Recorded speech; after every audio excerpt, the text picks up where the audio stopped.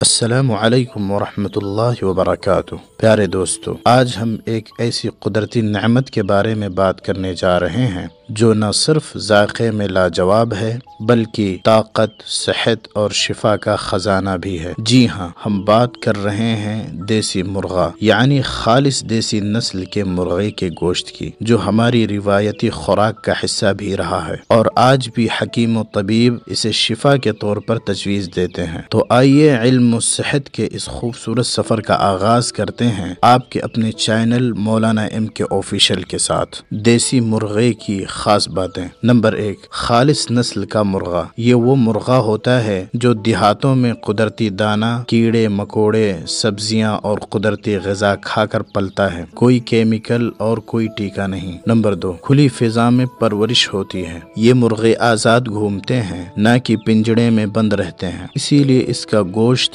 سخت، صحت بخش اور قدرتی طاقت والا ہے۔ نمبر 3، دیسی مرغے کو کوئی ہارمونز یا جلد بڑا کرنے والی دوا نہیں دی جاتی، اس لیے یہ محفوظ، خالص اور فائدہ مند ہوتا ہے۔ دیسی مرغے کے فائدے۔ نمبر 1، جسمانی طاقت کا خزانہ۔ کمزور، بیمار یا نڈھال افراد کے لیے دیسی مرغ کا گوشت ایک بہترین قدرتی ٹانک ہے۔ نمبر 2، مردانہ قوت بڑھاتا ہے۔ یہ گوشت مردوں کی کمزوری، جلد فارغ ہونے کا مسئلہ اور جسمانی تھکن جیسے حالات میں بہت فائدہ کرتا ہے۔ نمبر 3، ہڈیوں کو مضبوط بناتا ہے۔ دیسی مرغا خاص طور پر ہڈیوں، گھٹنوں اور جوڑوں کے درد میں فائدہ کرتا ہے۔ سردی میں اس کی یخنی تو جیسے دوا ہے۔ نمبر 4، بچوں کی نشو و نما میں مددگار۔ یہ پروٹین، آئرن، زنک اور وٹامن B12 سے بھرپور ہوتا ہے، اس لیے بچوں کے لیے بہت مفید ہے۔ نمبر 5، آسانی سے ہضم ہو جاتا ہے۔ فارمی مرغی کے مقابلے میں